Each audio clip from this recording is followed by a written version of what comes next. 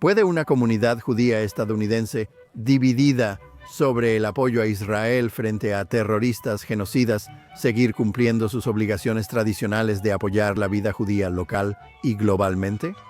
¿O acaso el horror del 7 de octubre y un aumento sin precedentes del antisemitismo han provocado un impacto en el sistema que va a ayudar a revivir la vida judía? A continuación, en Think Twice, analizamos a fondo la cuestión de cómo las instituciones judías y los donantes que las apoyan están reaccionando ante la crisis actual y si sus esfuerzos están a la altura del desafío de este momento.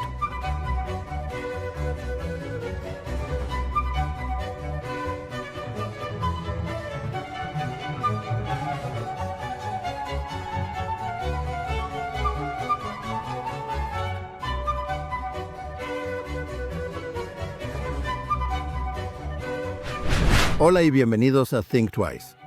Hoy hablamos sobre la vida judía estadounidense desde su cultura filantrópica con el destacado académico Jack Wertheimer. Pero antes de comenzar el programa de hoy, quiero recordarles, como siempre, que además de Think Twice, existe un podcast diario de Jonathan Tobin donde comparto más noticias y análisis con ustedes sobre los temas más importantes que enfrentamos hoy en día. Pueden encontrar el programa diario bajo Jonathan Tobin Daily en el canal de JNS donde sea que escuchen sus podcasts. Y ahora, vamos al programa de hoy.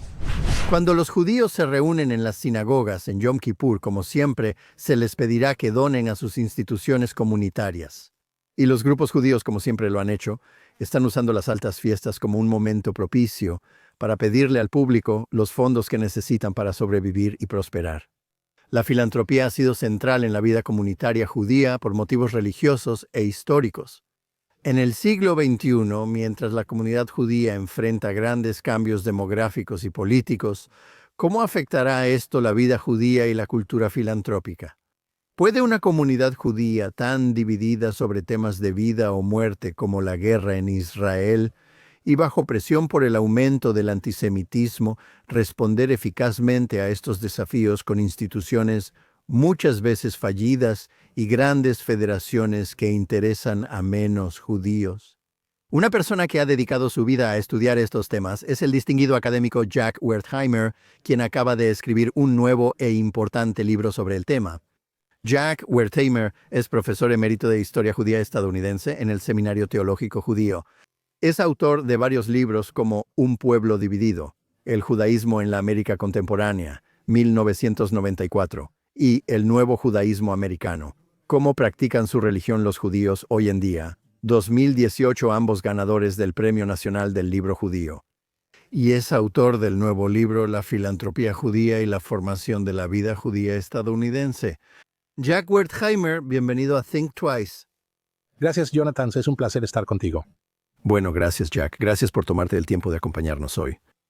Quiero comenzar, como hago con los autores, preguntando por qué consideraste importante escribir ahora un estudio sobre la filantropía judía. ¿Qué es lo que hay en la historia y en el estado actual de la filantropía judía estadounidense que pensaste que era especialmente relevante para los lectores en este momento de nuestra historia? Claro. La filantropía judía estadounidense ha sido muy respetada tanto por judíos como por no judíos a lo largo de la historia en Estados Unidos. Hubo un artículo famoso que apareció en la revista Fortune a principios de los años 60 que describía el milagro de la generosidad judía. Esa es su terminología, no la mía. Y ese milagro no solo era la cantidad de dinero recaudado, sino también la infraestructura que se creó para recaudar ese dinero y también para distribuirlo entre los judíos. Ese alto respeto está siendo cuestionado en nuestra época, ha sido cuestionado en la última década más o menos, y ha sido cuestionado desde varias fuentes diferentes. Una forma de cuestionamiento que en realidad no es nueva de este siglo, sino que comenzó ya al final del siglo anterior, se centró en la pregunta, como se planteó en un artículo famoso, ¿se agotará el mundo? Y la preocupación de los dos sociólogos prominentes que escribieron ese artículo era que, a medida que los judíos estadounidenses se asimilaban a la sociedad estadounidense, habría menos judíos interesados en apoyar las instituciones judías. Y debo enfatizar aquí que mi enfoque en este libro es sobre las donaciones a causas judías. Hay todo otro ámbito, un ámbito importante, en el que los judíos donan de manera bastante generosa a toda una variedad de causas no sectarias, pero mi enfoque está en donar específicamente a causas judías. Y entonces la preocupación era que ese pozo se secara. Fue algo irónico que ese artículo apareciera.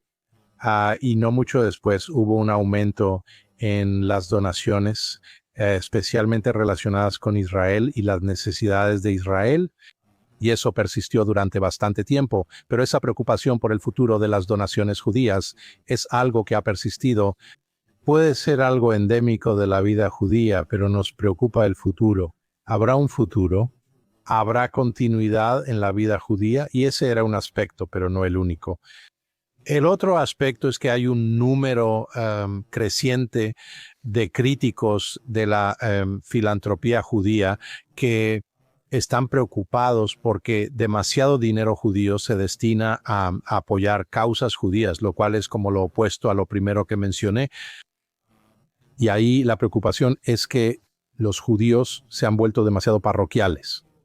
Principalmente apoyan causas judías y se involucran en asuntos internos. Me refiero a apoyar escuelas y campamentos judíos cuando hay personas en África ya sea muriendo de hambre. Y esa ha sido una preocupación expresada por varios escritores prominentes, muchos de ellos de origen judío, pero no necesariamente involucrados en la vida judía. La tercera área de crítica en realidad ha venido de manera interna, y esa crítica no se enfoca en las donaciones judías, sino en a dónde va ese dinero. Se está asignando de la mejor manera posible, son correctas las prioridades, y también hasta qué punto las relaciones entre donantes y beneficiarios son tan saludables como deberían ser. Y entonces las tres críticas me fascinaron y quería aprender más sobre qué es lo que realmente está pasando. De hecho, los dólares han estado disminuyendo. Hay menos donantes para causas judías. Es cierto que ahora los judíos principalmente donan a causas no sectarias. ¿Y cuál es la relación entre los otorgantes y sus beneficiarios? Esas son las preguntas principales de este libro. Bueno, permíteme entrar de lleno en una de las preguntas que planteaste y que me interesa. ¿Están los judíos dando más a causas no judías? Eso es un hecho. Creo que es una suposición ampliamente aceptada dentro de la comunidad judía. Sí. Bueno, y aquí tengo que aclarar un punto. Es imposible saber cuánto dinero están dando los judíos estadounidenses a causas no sectarias. No hay manera de rastrear eso, podría explicarlo, pero es una historia complicada. También es complicado saber cuánto están donando los judíos a causas judías, pero ahí sí pude revisar las contribuciones registradas por unas 2,000 organizaciones judías y por eso me fue posible obtener algunas cifras sobre esto. Para responder directamente a tu pregunta, lo que sí sabemos es que en el estudio Pew de 2020, que es el estudio nacional más reciente que tenemos, por primera vez en décadas, la mayoría de los judíos afirmó que no donó a una causa judía durante el año anterior. Ahora, quiero enfatizar que eso es una mayoría muy ajustada. Es 52% contra 48% que afirma que sí donó. Pero aún así es bastante notable. Así que ese es un tema. Hay otra manera de abordar esto, Noita, de la que se ha comentado mucho, y es que sabemos mucho sobre las fundaciones porque las fundaciones tienen que presentar informes al Servicio de Impuestos Internos que luego se hacen públicos, y así sabemos sobre las donaciones de las fundaciones. Y lo que sabemos es que entre las fundaciones que sí donan a causas judías, la gran mayoría de las donaciones sigue yendo a causas no sectarias. Entre el 25 y el 27% de las donaciones de las fundaciones con interés judío va a causas judías. En otras palabras, estamos hablando de cerca del 75% que no va a causas judías. Así que esa es información que sí tenemos. Dicho esto, las sumas de dinero que siguen fluyendo hacia causas judías son considerables. Se ha donado significativamente más dinero a causas judías en esta década que durante la década de 2010 de este siglo. Y aunque no sabemos exactamente qué ha pasado en términos de dólares desde el 7 de octubre, anecdóticamente lo que he escuchado de personas que están en este negocio es que los judíos han salido de todas partes para donar en apoyo a Israel y a instituciones judías de apoyo. Si eso seguirá o no es una gran pregunta. Correcto. Ahora, en relación con ese famoso artículo que citaste hace unos minutos, la suposición de muchas personas es que los judíos priorizan la filantropía más que otros grupos y que tienen más éxito que otros grupos al hacerlo. Supongo que ya sabes, tu libro es en parte una historia de la caridad judía y la filantropía judía. Eso es realmente cierto. ¿Y cómo ha influido esto también en los estereotipos sobre los judíos siendo insulares y otras cosas que a veces pueden alimentar el antisemitismo?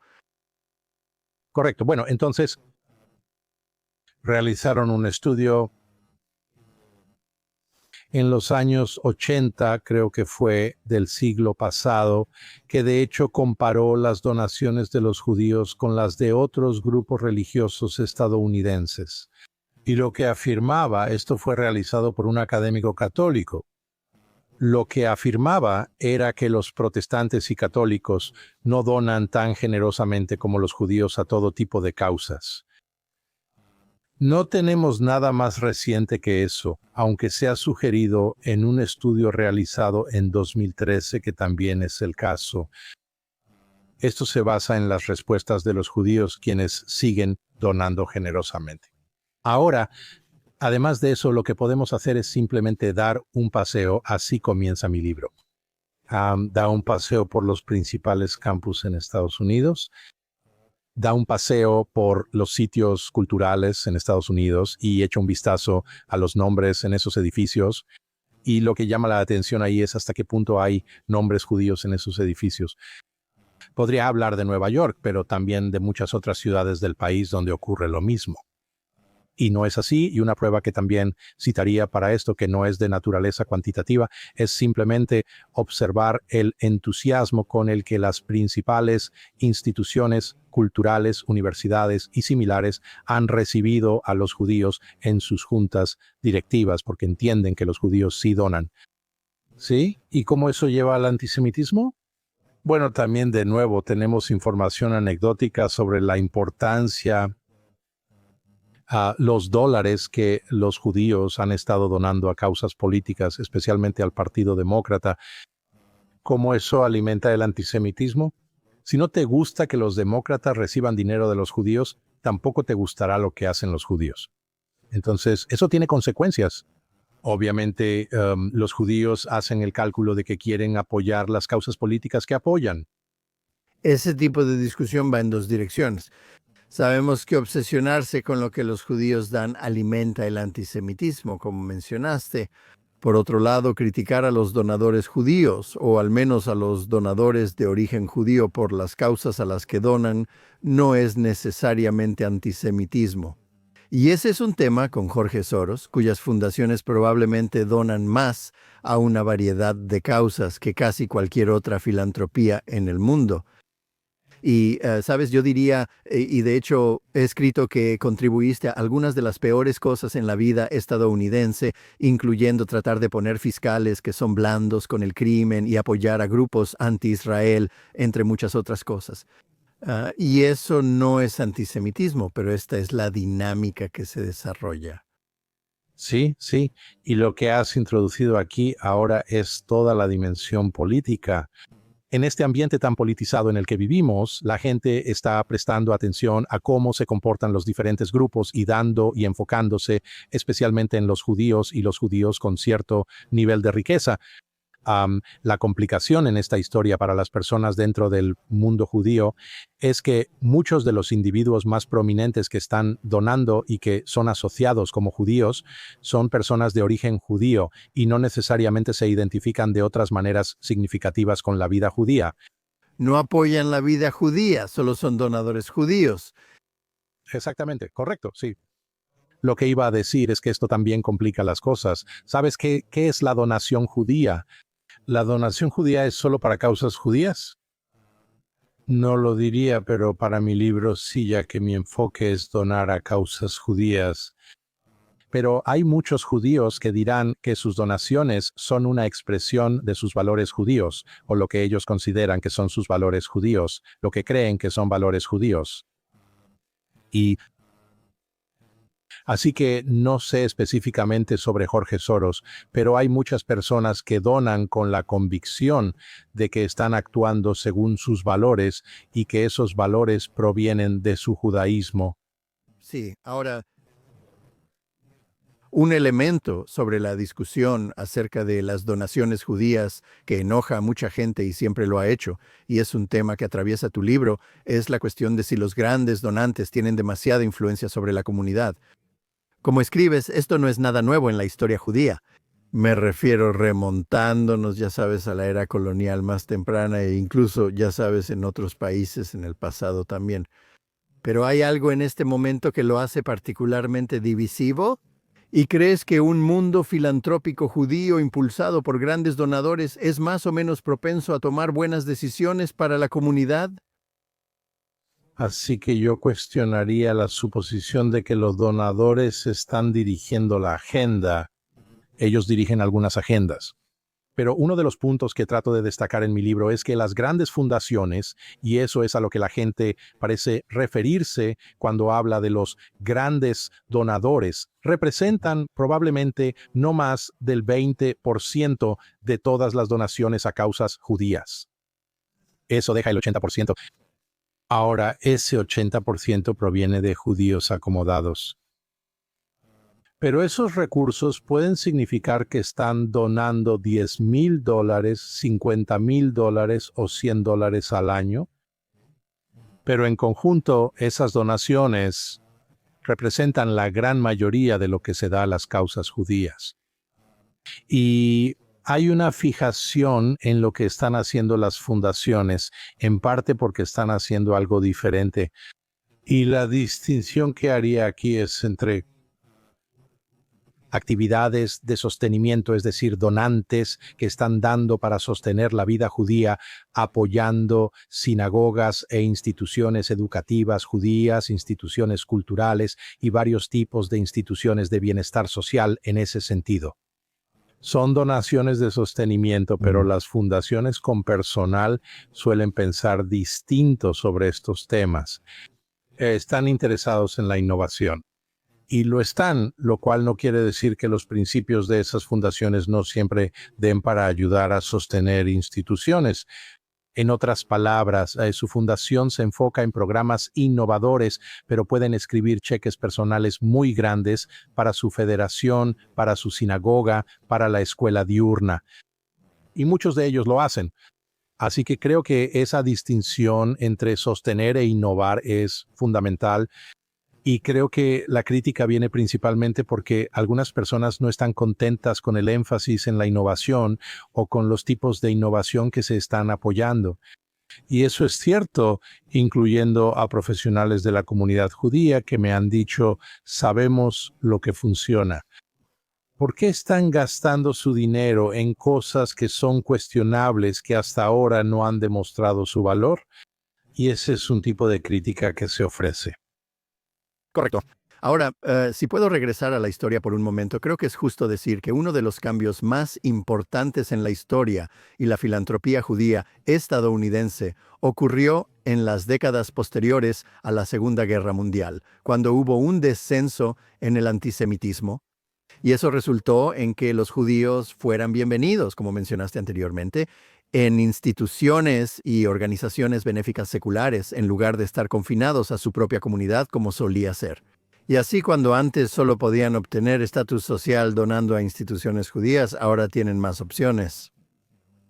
Cuando los judíos no eran invitados ni se les permitía entrar a clubes campestres, ellos crearon sus propios clubes campestres judíos. Cuando los judíos no podían formar parte de las juntas directivas de la Sinfónica, el Museo de Arte o cualquier otra cosa prestigiosa, ellos donaban y, ya sabes, se convertían en presidentes de su federación local.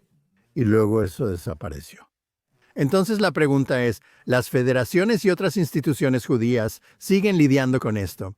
Y hay evidencia de que el reciente resurgimiento del antisemitismo abierto revertirá, aunque sea en pequeña medida, esa tendencia, mientras los judíos, ya sabes, tienden a mirar hacia sí mismos. Quiero decir, obviamente puede que aún no haya datos, pero ¿qué has escuchado sobre esto? Sí. Primero, déjame comenzar con una ilustración del punto que estás haciendo. Jacob Schiff era el judío más rico de Nueva York. También era muy generoso no solo con su dinero, sino también con su tiempo. Solía visitar regularmente las instituciones que apoyaba, entraba al edificio y se aseguraba de que todo estuviera funcionando bien. Jacob Schiff, estamos hablando de un hombre que vivió a finales del siglo XIX y en las primeras décadas del siglo XX. Jacob Schiff quería ser miembro de la junta directiva de la Universidad de Columbia. Él pidió eso varias veces al presidente de la Universidad de Columbia, pero nunca se le dio la oportunidad. Ese es un ejemplo de lo que decías. Y eso sucedió en todo Estados Unidos, prácticamente en cada comunidad donde vivían judíos. Sí. Y no podemos fecharlo con precisión, pero eso cambió ciertamente en los años 80 y especialmente en los 90 del siglo pasado, el siglo XX, cuando estos consejos de administración de repente abrieron sus puertas a individuos judíos adinerados, quienes luego desempeñaron papeles significativos en los consejos de estas instituciones. Solo puedo responder a la situación actual hablando sobre lo que he estado escuchando en lugar de basarme en datos que se hayan recopilado sobre esta cuestión. Y ciertamente me he encontrado con ejemplos de judíos que han reducido o repriorizado, quizás debería decir, sus donaciones a causas no sectarias y han dicho que es momento de que nos enfoquemos en los nuestros. Y eso ha sido especialmente el caso en respuesta al aumento del antisemitismo y la decepción de muchos donantes en las organizaciones que apoyaban. Sí, especialmente en las universidades, que son un verdadero punto de conflicto. Sí, pero no solo eso, también muchas de estas causas progresistas, por ejemplo. Lo que se ha documentado es a grandes fundaciones, algunas grandes fundaciones, que han cortado su financiamiento a organizaciones que han apoyado en el pasado, porque esas organizaciones tomaron posturas muy hostiles respecto a Israel. Eso está documentado. Lo que pasa tras bambalinas es difícil de saber, pero hubo estos prominentes donantes muy grandes, grandes benefactores de universidades que abiertamente anunciaron lo que planeaban hacer y trataron de organizar a otros grandes donantes para que retuvieran su financiamiento ante el antisemitismo que se toleraba en los campus. La pregunta es, por supuesto, ¿cuánto tiempo durará eso? ¿Y acaso sigue vigente hasta el presente? ¿Fue solo una reacción inmediata a los acontecimientos poco después del 7 de octubre? ¿Sigue vigente hasta el día de hoy? Aún no lo sabemos. Hay un retraso, un desfase en la publicación de los informes de las fundaciones, de las declaraciones fiscales, y hasta que veamos esos informes no sabremos la respuesta a esa pregunta. Sí. Creo que también es una cuestión de cuánto impacto están teniendo en estas instituciones algunas personas, ya sea como Bill Ackman y Harvard o varios donantes de la Universidad de Pensilvania y, como dijiste, otros filántropos progresistas más grandes. Estas universidades solo quieren tanto dinero como sea posible. Solo se encogen de hombros y dicen que no les importa. Eso también influirá en lo que pase, ¿no es así? Sí, quiero decir, esta es una pregunta más amplia sobre la lucha contra el antisemitismo y hasta qué punto existen fuerzas muy poderosas en la sociedad que están en nuestra contra. Y Sobre no nos importa, no creo que no les importe, más bien deben equilibrar. La gente no se va a dejar influenciar por eso. Sí, correcto. Deben equilibrar estos grupos de presión en competencia, si quieres, contra las necesidades judías. Así que no creo que hayamos visto grandes éxitos todavía en la retención de estos fondos. No, solo una persona ha logrado retener fondos y no es judía. Es Donald Trump. Sí, pero ahí es donde interviene el gobierno, sí. Con, ya sabes, recortar fondos federales ha llamado la atención de las universidades de una manera que ningún donante judío podría haber logrado. Sin duda lo hizo. Existe gran ambivalencia entre la población judía estadounidense. Bueno, su ambivalencia hacia Trump es un tema aparte, pero sí, eso es totalmente cierto. Como mencionaste y escribiste en tu libro, la encuesta Pew 2020 mostró que por primera vez solo una minoría de judíos estadounidenses donaba a causas judías. Y supongo que, como hemos dicho, la reacción al aumento del antisemitismo del 7 de octubre, después del 7 de octubre, ¿está cambiando esto o hay más judíos que se unen para apoyar causas judías debido al miedo que algunos están sintiendo? En realidad estamos lidiando con dos tendencias distintas pero relacionadas, ¿cierto?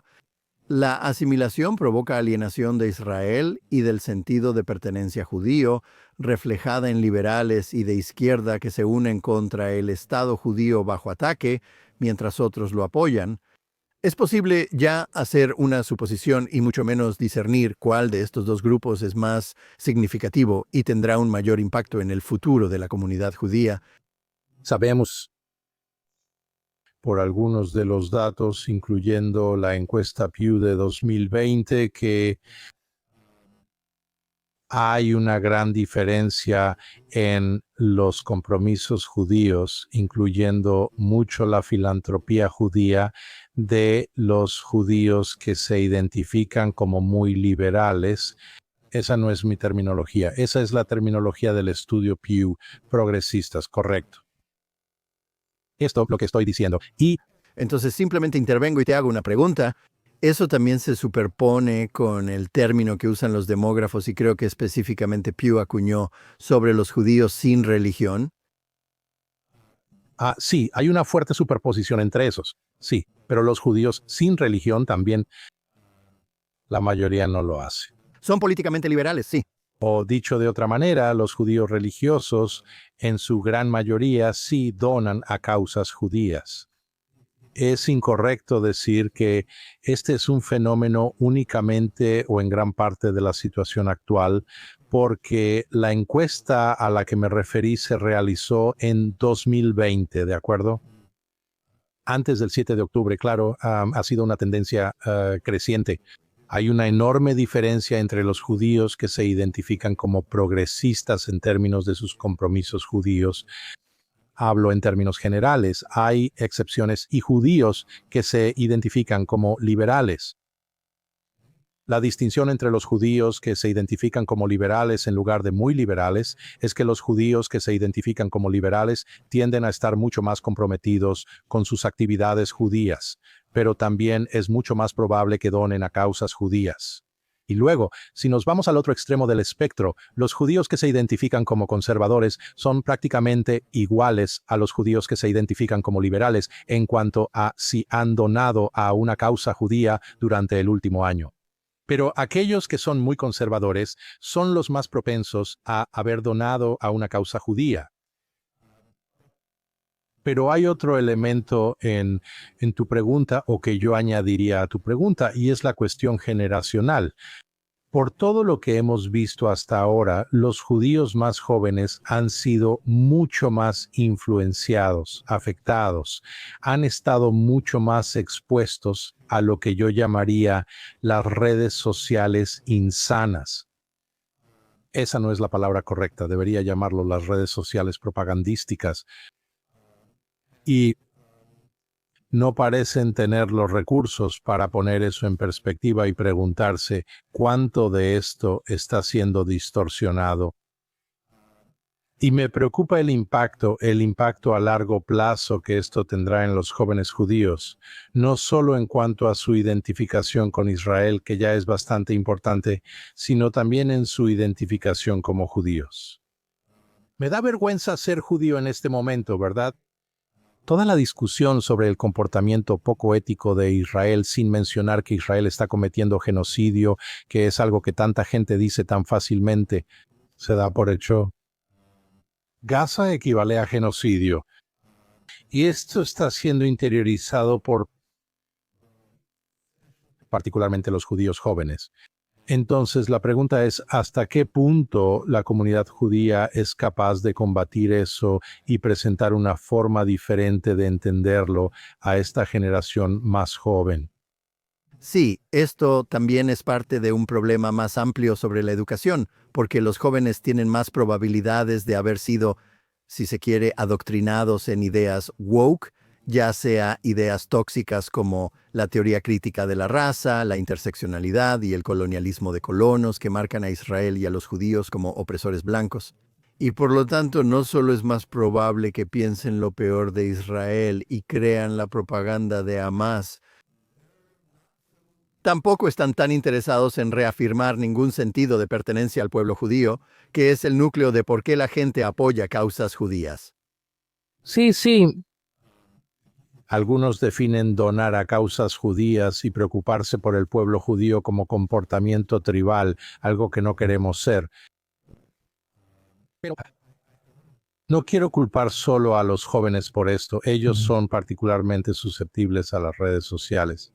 Tenemos que preocuparnos por el impacto más grande de la propaganda que se está difundiendo desde todos lados y también por el sentimiento de aislamiento que muchos judíos sienten. Ahora, para responder a tu pregunta más directamente, hay dos maneras de responder a esto. En algunos casos las personas, los judíos, están recurriendo a su identidad judía, especialmente aquellos que han experimentado antisemitismo. Y esto es algo que escuché de mi parte. Ahora estoy jubilado, pero apenas me jubilé desde enero. E incluso hace un año, estudiantes míos en el Seminario Teológico Judío, que son estudiantes universitarios en Columbia y Barnard, eran bastante abiertos sobre el antisemitismo que encontraban y cómo eso fortalecía su conexión con el judaísmo en todas sus formas y con Israel. Pero también sabemos que hay algunos judíos que quieren alejarse o que están horrorizados por lo que se acusa a Israel de estar haciendo, de hacer. Sí, eso es lo mismo. Ese es un tema recurrente en la historia judía, ¿no es así? Con respecto al antisemitismo y cómo impacta a los judíos, no hay nada nuevo en esto. Sí, en términos de este tipo de respuesta bipolar ante esa realidad, sí, podemos enfocarnos en la filantropía y también en otros aspectos de la vida judía. Es el grupo intermedio el que más nos debe preocupar, porque sabemos que algunos se están inclinando hacia un mayor compromiso. Las federaciones judías de Norteamérica publicaron este famoso estudio después del 7 de octubre, encontrando un aumento de interés en temas judíos y en la identidad judía. Y han seguido demostrando eso. Y, sin embargo, también sabemos que hay judíos que se están alejando. Pero eso puede ser entre el 10 y el 15% de ciertos grupos de edad. Pero, ¿qué pasa con aquellos que están en el medio y qué se puede hacer para fortalecerlos en sus compromisos y su identificación con la vida judía? Correcto. Ahora, parte de la reacción posterior al 7 de octubre es el imperativo de defender a la comunidad contra el antisemitismo. Como mencionas, los izquierdistas dicen que los grupos encargados de esto son muy cerrados y pro-Israel. Algunos, incluyéndome, creemos que el establecimiento judío, representado por la Liga Antidifamación, ha fallado en este tema desde antes del 7 de octubre y que ahora tampoco responde adecuadamente. ¿Cómo está impactando esto a la filantropía judía y a las donaciones judías, ya que los grupos que se supone deben defender a los judíos, como la Liga Antidifamación y el Comité Judío Americano, están recaudando dinero basándose en la fuerza de sus reacciones al 7 de octubre y al antisemitismo? Esto ha provocado un auge de más organizaciones judías, más sopa de letras, justo lo que necesitábamos. La gente decía que fallan, necesitamos otras personas para estos trabajos. ¿Cómo funciona? Correcto. Nos estamos desviando aquí de la filantropía. Pero en cierto sentido, lo que también estábamos demostrando es la interconexión entre la filantropía y la identidad judía y el compromiso judío, que es un tema que también destaco en mi libro. Pero llego a una posición distinta a la tuya, Jonathan, sobre estas organizaciones. Creo que acertaste al escribir en el pasado sobre las fallas de la Liga Antidifamación. Según lo que he leído, la Liga Antidifamación ha defendido a Israel con mayor contundencia. Y de hecho, ahora los progresistas ven a la Liga Antidifamación como una organización de derecha. Por supuesto. Ha tenido problemas con algunos de sus antiguos aliados, o al menos con quienes se suponía que eran sus aliados. Y el Comité Judío Estadounidense, por lo que veo, también está trabajando muy duro para combatir y abordar el antisemitismo. Ha habido una multiplicación de organizaciones, como acabas de mencionar, que están en el negocio anti-antisemitismo o el negocio anti-Israel, anti-anti-Israel. Y aquí también tiendo a ser más tolerante con eso, quizá en parte porque así es Estados Unidos. No te agrada una organización, así que creas la tuya. Tocqueville habló de esto. A inicios del siglo XIX, ¿verdad? Eso es Estados Unidos. Asociaciones. Y sí, la gente tiene nuevas ideas sobre cómo abordar el antisemitismo. Así sea. Dicho esto, ninguno de estos grupos en conjunto ha logrado erradicar el antisemitismo en este país y sigue propagándose de las formas más horribles que no habíamos visto en nuestra vida hasta los últimos 2 años. Como dije, soy más comprensivo con eso porque creo que es una batalla muy difícil considerando las poderosas fuerzas que están en nuestra contra. Y también el hecho de que gran parte de este antisemitismo no se basa en la razón, los hechos o la información correcta, y eso lo hace muy difícil y está basado en puntos de vista conspirativos. Y como sabes muy bien, es muy difícil enfrentar puntos de vista conspirativos, que es algo con lo que los judíos han vivido durante los últimos 2000 años o más. Bien, ahora para regresar un poco a la cuestión de las donaciones judías. Sí, perdóname por desviarme un poco. Creo que una cuestión central en el corazón de tu libro es este conflicto del siglo XXI entre la tradición de la filantropía comunitaria, representada por grupos paraguas como las federaciones, y el impulso de los donantes de hacer lo suyo y crear fundaciones boutique que representen intereses específicos o cualquiera que sea su pasión. Parece que lo último está prevaleciendo, ya que las federaciones parecen estar perdiendo importancia y recaudación de fondos. Pero por mucho que eso parezca una respuesta, en la opinión de algunos, a los fracasos del establecimiento, no es el problema que se crea que sin algún tipo de proceso comunitario, aunque sea llevado a cabo por líderes autoelegidos, nadie elegido, la respuesta comunitaria a problemas como la asimilación o la continuidad, como ya no lo llamamos, no es probable que suceda a menos que alguien esté tratando de tomar una decisión por toda la comunidad en lugar de simplemente irse por su propio camino. Correcto. Así que un par de cosas al respecto. Comenzaste con federaciones. Entendamos que los desafíos que enfrentan las federaciones no son un tema judío, únicamente judío, sino más bien un tema de todas las organizaciones paraguas en este país. United Way, por ejemplo, también ha sufrido donaciones boutique. Yo quiero decidir a dónde van mis dólares. No quiero que tú decidas por mí. Esa es una mentalidad que se ha desarrollado en este país. Y no es exclusivo de los judíos. Y es comprensible, ¿verdad? Es como dijiste. Muy típico de Estados Unidos. Seguimos nuestro propio camino. No queremos que los grupos nos digan qué hacer. Especialmente en una era de individualismo extremo en la que hemos estado viviendo desde los años 60, ¿verdad? Es inevitable que los judíos también se vean afectados por esto. Sin embargo, me parece interesante y francamente alentador que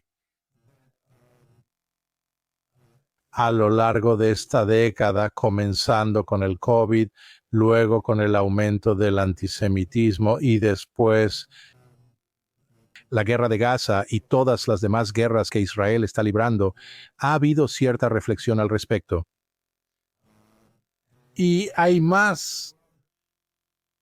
Colaboración quizás sea una palabra fuerte, pero sí hay cooperación entre estas grandes fundaciones y federaciones que se reúnen regularmente, comparten información entre ellos, planifican juntos.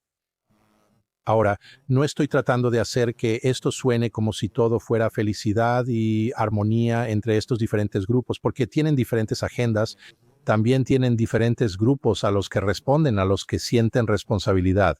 Pero dicho esto, hay un mayor esfuerzo conjunto.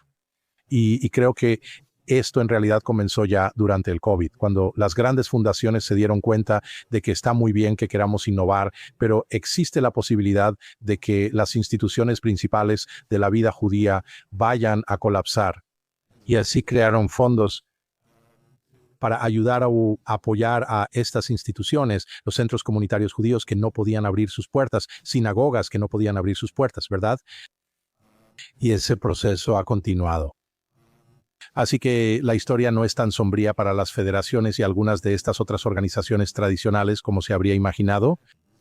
Como acabas de señalar, algunas de las grandes organizaciones de defensa están recibiendo más fondos ahora que en mucho tiempo porque se reconoce que estas organizaciones tradicionales tienen la experiencia y la presencia en el terreno para actuar y hacerlo con rapidez, y eso ha ayudado mucho a estas organizaciones.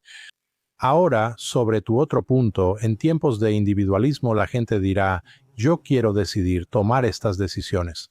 Y tienes toda la razón. La consecuencia de eso es que no tenemos una estructura en este país, una estructura fuerte que establezca una agenda, lo cual no era el caso durante la época dorada de las federaciones en las décadas centrales del siglo XX, cuando la agenda la establecían las federaciones.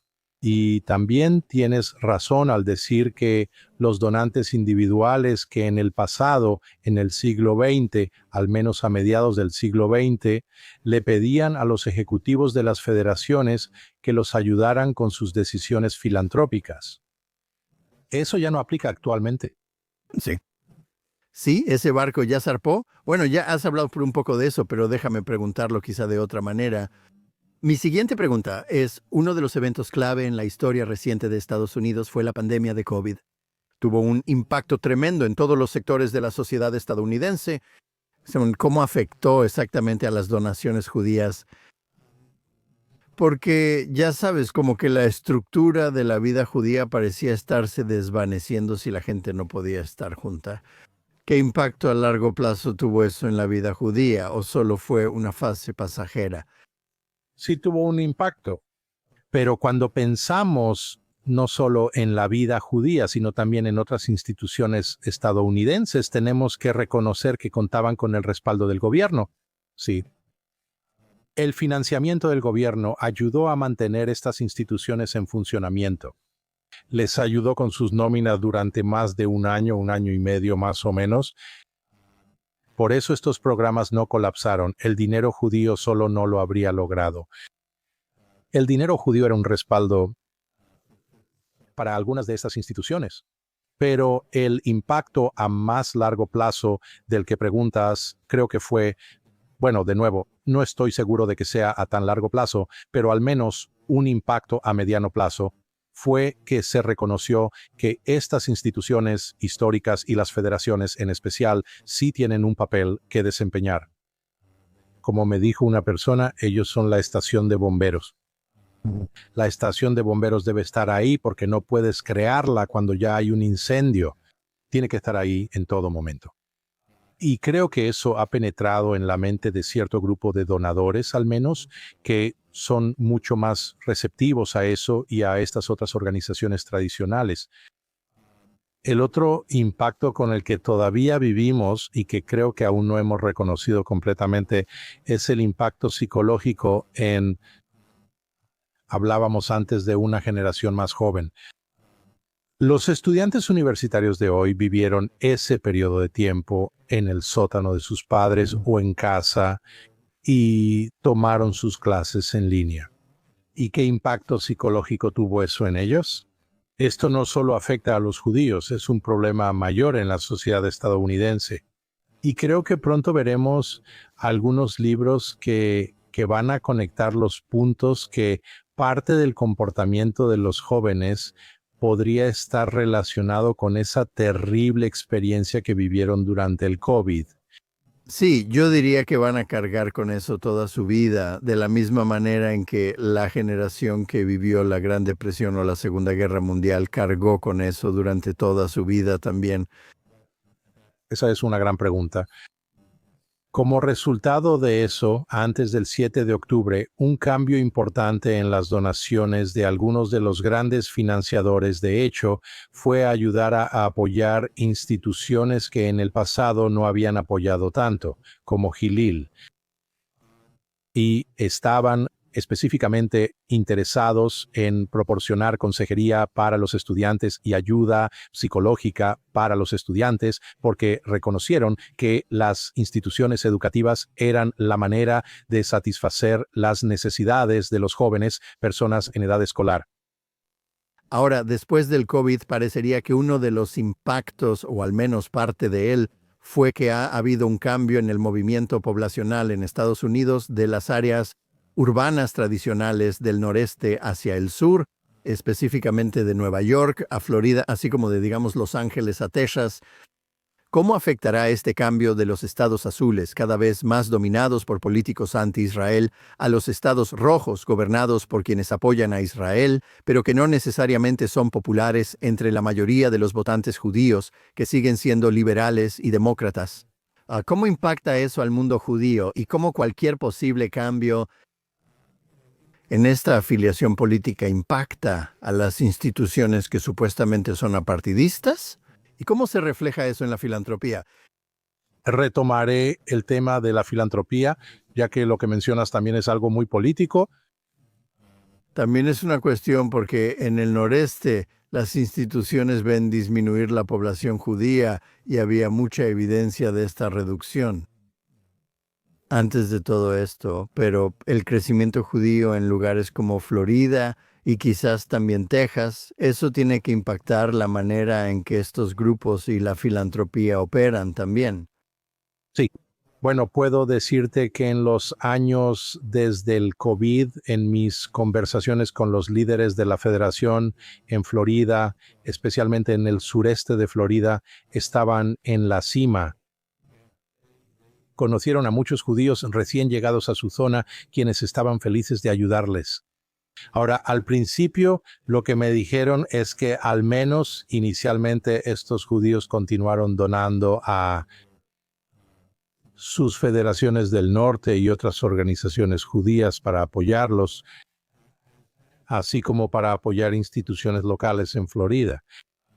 Esto ocurre menos y, curiosamente, los contadores influyen en ello, porque les están aconsejando a sus clientes que si siguen donando a instituciones en el norte, van a estar rescatando. Nueva York, sí. Exactamente, sí. Lo que también agregaría a esta pregunta es que no solo se trata del movimiento de personas, sino también del movimiento de grandes corporaciones y casas de inversión que están abriendo nuevas sedes, en algunos casos en Florida y en Nashville, que ha crecido enormemente.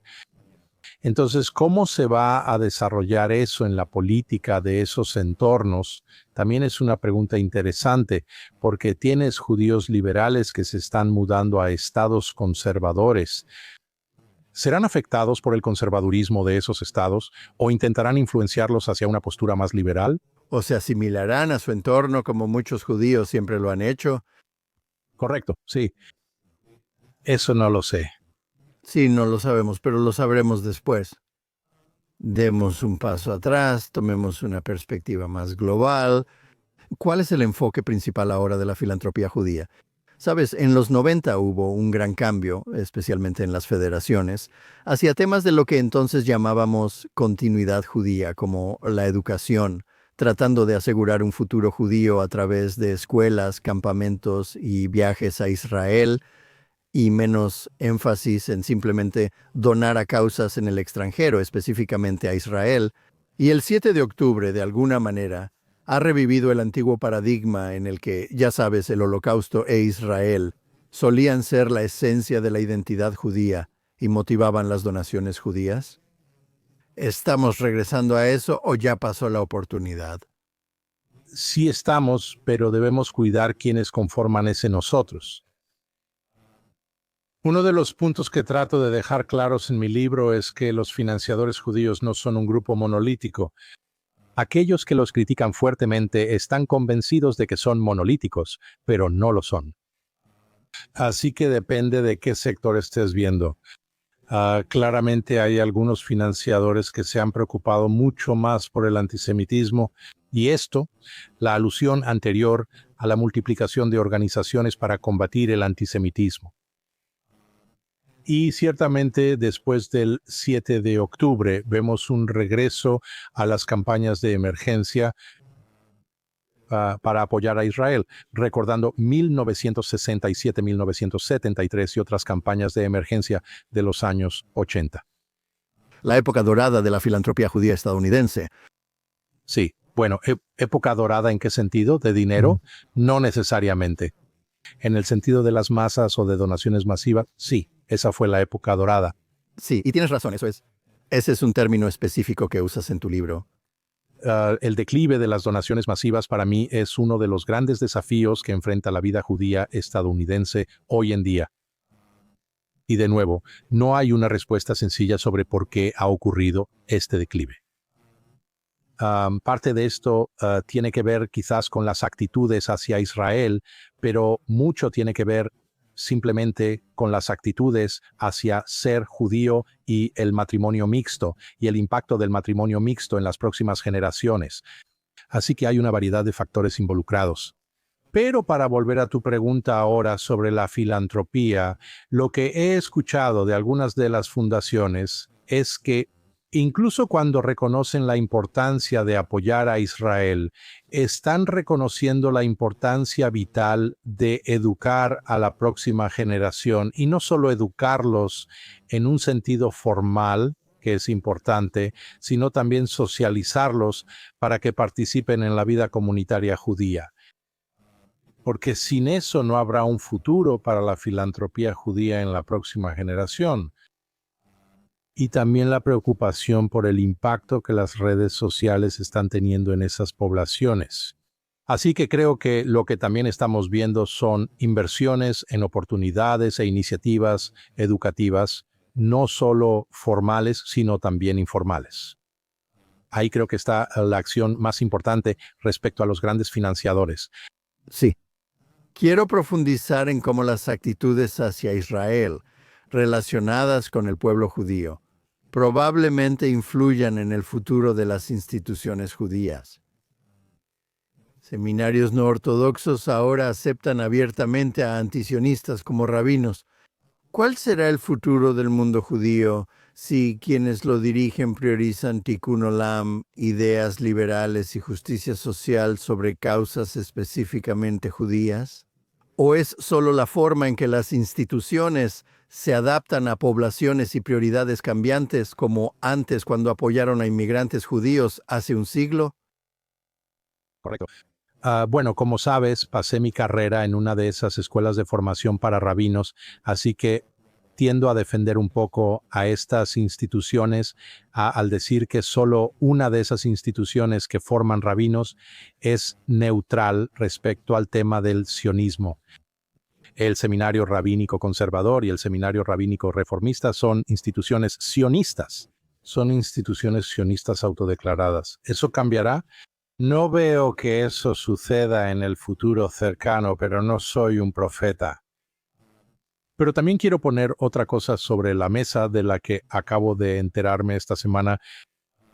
Me dijeron que En el transcurso de los últimos 20 años, más o menos 25 años, ha habido una multiplicación de minyanim independientes, donde la gente se reúne para rezar de manera regular cada Shabbat en la mañana o cuando sea que ocurra. Y me dijeron que sobre un minyan en particular que se fracturó y dio lugar a dos minyanim antisionistas, un minyan sionista, y ahora la gente quiere establecer un minyan neutral donde simplemente no se hable de Israel.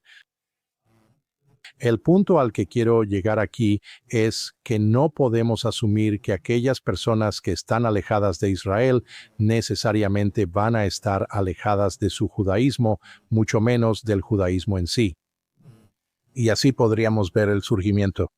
Puede que esto no te haga feliz, pero podríamos ver el surgimiento de formas muy diferentes de expresión judía, incluyendo la expresión religiosa. Ciertamente sabemos que hay algunos judíos antisionistas que afirman que asisten regularmente a la sinagoga. ¿Durará eso? ¿Tendrá vida propia? Tampoco lo sé. Pero esa es una de las nuevas complicaciones que han estado surgiendo. Bueno, las divisiones no son nada nuevo en la vida y la historia judía, así que no hay razón para pensar que eso no pueda suceder. Gracias, Jack, por acompañarnos hoy y compartir tus ideas sobre la vida judía. Recomiendo tu libro Donaciones Judías a quienes deseen conocer más sobre un tema crucial para el futuro de la comunidad judía. Agradecemos a nuestra audiencia. Lean JNS en jns.org. Suscríbanse a nuestros boletines y escuchen diariamente la edición diaria de Jonathan Tobin, disponible en todas las plataformas de podcast de audio. Y ya sea que nos estén escuchando en cualquiera de esas diversas plataformas de podcast, viéndonos en vivo en Facebook o X o en el canal de YouTube de JNS Televisión, por favor denle like y o suscríbanse a JNS Televisión. Activen la campanita y denos buenas reseñas. Escríbanos a thinktwice@jns.org y cuéntenos dónde ven o escuchan el programa y qué opinan. Estamos en medio de las festividades. Les deseo un año nuevo feliz, saludable, pacífico y dulce del 5786. Shana Tová de parte de todos nosotros en JNS y recuerden, sigan leyendo y pensando por ustedes mismos. Y nos vemos de nuevo la próxima semana.